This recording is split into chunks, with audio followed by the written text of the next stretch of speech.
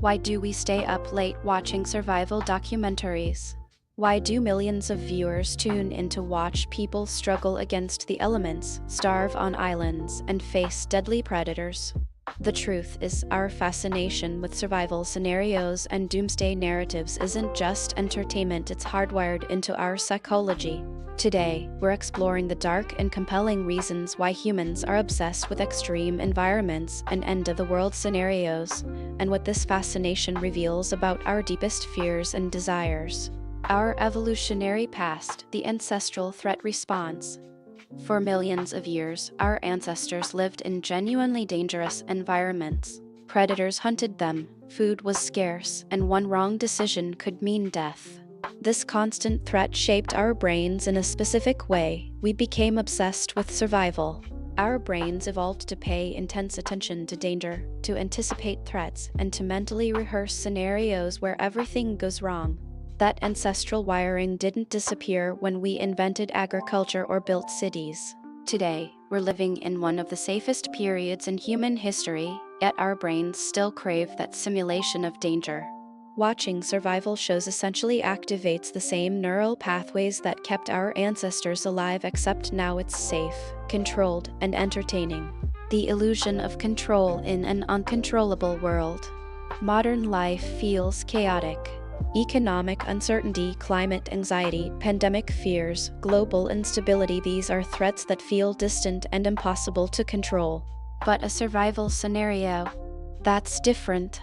In a wilderness, on a desert island, or in a post-apocalyptic landscape, the rules are simple and clear. Find water, make shelter, find food, survive another day. This gives us something we crave desperately in our real lives, a sense of agency and control. We can watch someone solve a survival problem and feel, momentarily, that the world is understandable. That if we just had the right skills and mindset, we could overcome anything.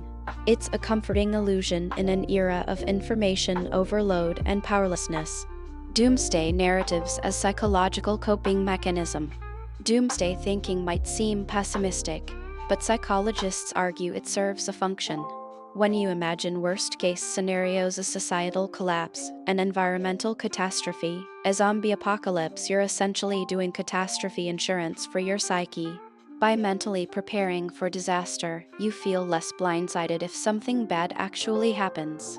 There's also a strange comfort in total collapse scenarios. If everything falls apart, then all the smaller anxieties we face daily, your job, your social status, your financial worries, suddenly become irrelevant.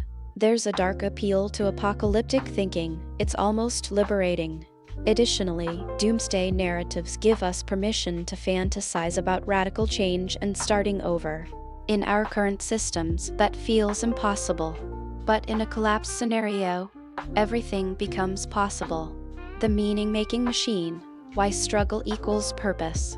Here's a psychological truth. Humans crave meaning more than we crave comfort. A life of pure ease and safety can feel empty and purposeless. But a struggle, that gives us meaning. When someone is fighting against a harsh environment, every action has weight. Every decision matters. You can see clear cause and effect. You work hard, you survive. You make mistakes, you suffer. This is deeply satisfying to witness because modern life often feels the opposite. We work hard and see no immediate results. We make good decisions and face random setbacks. Survival scenarios compress meaning into an intense, visible form.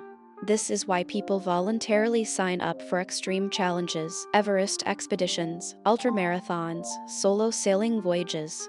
They're not just testing their bodies, they're seeking the profound sense of meaning that comes from genuine struggle. The fantasy of simplicity, escape from complexity. Modern life is impossibly complex.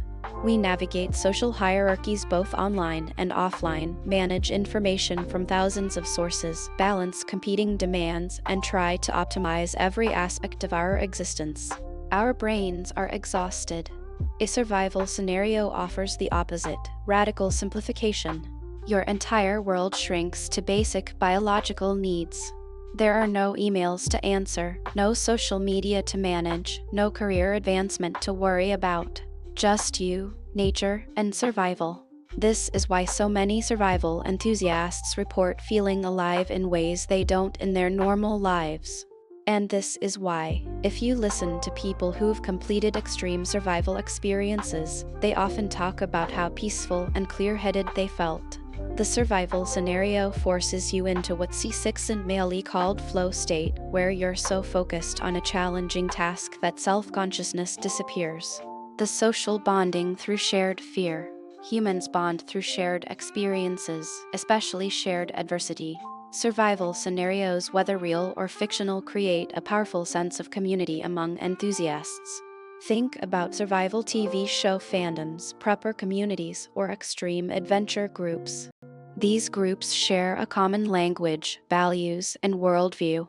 There's an almost tribal aspect to it. Sharing survival tips, discussing what you'd do in a disaster, comparing gear. This creates belonging. In a world where many of us feel isolated and fragmented, this community is psychologically valuable. Additionally, there's the phenomenon of benign masochism. We enjoy experiencing fear in controlled environments because it gives us the social currency of shared adrenaline. When you watch a survival show with friends, you're building collective memories and inside jokes. You're bonding over the delicious terror of someone else's struggle. The primal appeal of authentic struggle.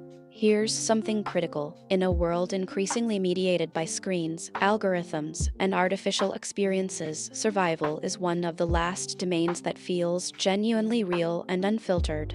You can't fake survival. A mountain doesn't care about your brand or your credentials. Your body's response to cold, hunger, and exhaustion is authentic and unmediated. This authenticity is rare and valuable.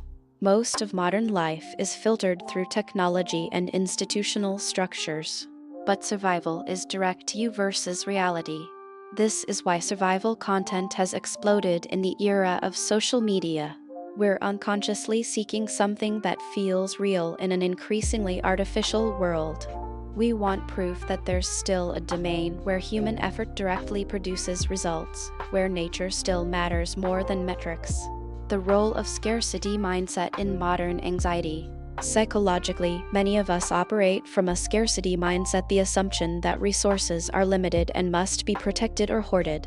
This comes partly from evolutionary programming. Food was once genuinely scarce, but also from modern economic systems that emphasize competition.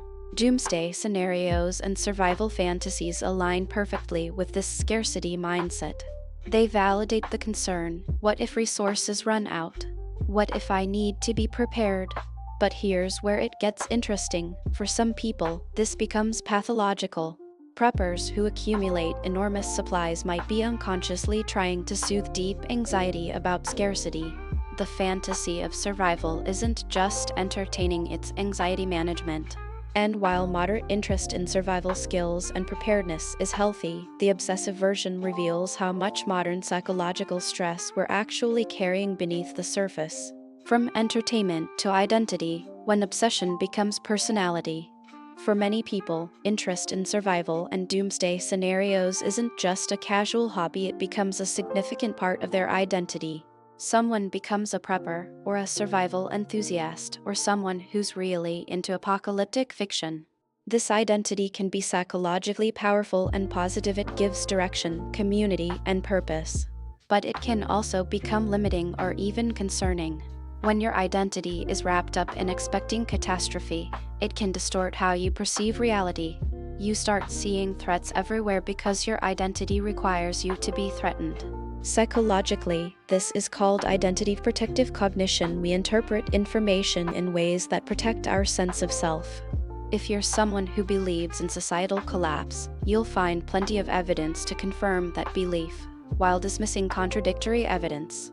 This isn't a flaw unique to preppers, it's how human psychology works. But it's worth being aware of how our entertainment choices and hobbyist identities shape our worldview. The neurobiology of fear and fascination, why we can't look away. Finally, let's talk about the neuroscience. When we encounter survival scenarios, whether real or fictional, our amygdala activates. This is the brain's threat detection center. But here's the neurological twist. If we perceive the threat as manageable and non-immediate, the activation doesn't feel like panic. Instead, it feels like excitement. This is why people watch horror movies and survival shows. The amygdala is firing, we're experiencing a controlled dose of threat chemistry, dopamine, adrenaline, cortisol, but at levels that feel pleasurable rather than overwhelming. Additionally, the prefrontal cortex remains engaged, so we're also thinking and problem solving. This combination, emotional arousal plus cognitive engagement, is neurologically addictive. It's why we binge survival shows late into the night. Our brains are getting a unique cocktail of neurochemicals that they rarely get in daily life, and we're quite literally hooked. So whether you're a casual survival show watcher or someone who's genuinely concerned about societal collapse, understand this: your fascination isn't random. It's rooted in our evolutionary history, our current psychological needs, and the neurological reward systems in your brain. Survival scenarios speak to something deep in human nature: our need for meaning, control, simplicity, and authentic struggle. In a world that often feels abstract and overwhelming, the clarity of a survival situation is psychologically magnetic. The question isn't why we're obsessed with survival, it's what that obsession reveals about what we're actually searching for in our real lives. If you enjoyed this deep dive into the psychology of survival, smash the like button and subscribe so you never miss a video like this one.